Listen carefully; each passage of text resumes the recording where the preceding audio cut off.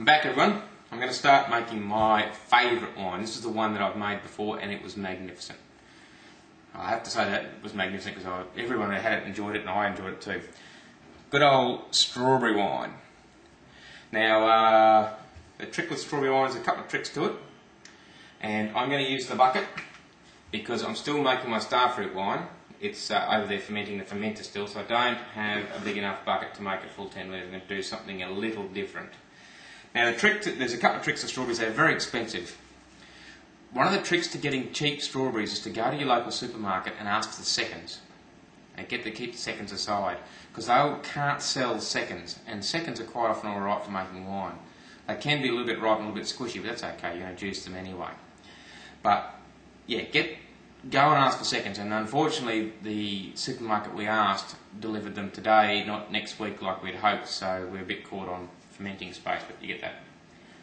Now, you'll need to sterilise everything, so sodium metabisulfate will do, that's what I'm using. Sterilise the bucket, get some stockings, sterilise some stockings, get a stirry, sterilise a stirry, and I'm going to sterilise a tea towel to put at the top to keep the gunk out. Now, for strawberry wine, you'll also need sultanas and raisins. Why sultanas and raisins? Well, strawberry wine can be a bit bodiless. And the sultanas and the raisins just add a bit of body to it. They don't really add to flavour, they just add a bit of body, they just give it a little bit of something, and it does make a difference. Now, sultanas and raisins are essentially grapes, so really all you're doing is adding a bit of grape wine concentrate. You could probably add grape juice concentrate to it, but these are the go. This is what I used last time and it worked really well.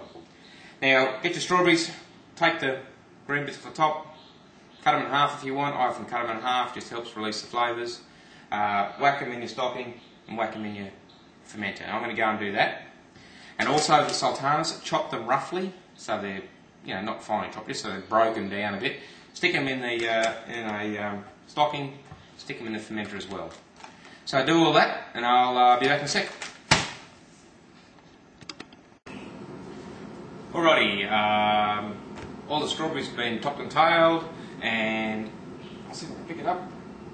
It's quite big. There you go, and all the stuff's in there. No worries. Now what I'm going to do, I'm going to add a crushed Camden tablet.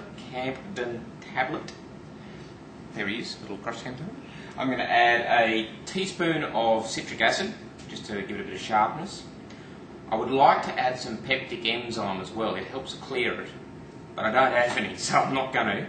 And I'm going to add some sugar as well, so I'm not sure how much sugar yet. I'm just going to add all that, and I'll do a quick calculation with the hydrometer. And then I'll add the sugar later on, so I'll film that when I get to it. But right now I just want to add the Camden tablet, let it kill all the wild yeast, let it sterilise the fruit, add the citric acid and all the other stuff I'm going to add now, which is only citric acid and the Camden tablet and some sugar, and then just let it sit. I'll probably let it sit even overnight for this lot, and I'll be back soon. Alrighty, here's my starfruit wine, still going. He said, gee, I've forgotten what he's at now. He said, I don't know, he's still got a bit to go. Probably another 3 or 4 days of fermenting before I can rack them out. Here is the strawberry wine. I don't know whether you can see the bag of strawberries on top there. Yep, it's all mush. Give it a stir. Now, it's sat overnight with the Camden tablet to kill all the yeast off. Just pour some yeast. I'll just sprinkle some yeast on top, put the lid back on, and leave it. And that'll probably have to sit. Give it a stir every day, but really it's probably got to sit for about a week, 10 days, and that'll sort of ferment most of the sugar out. Yeah, so there you go. Just measure it each day with the hydrometer if you got one. If you don't, wait till all the vigorous fermentation has stopped. You've really got to sort of wait till it's pretty well stopped. It'll be about 10 days. So there you go.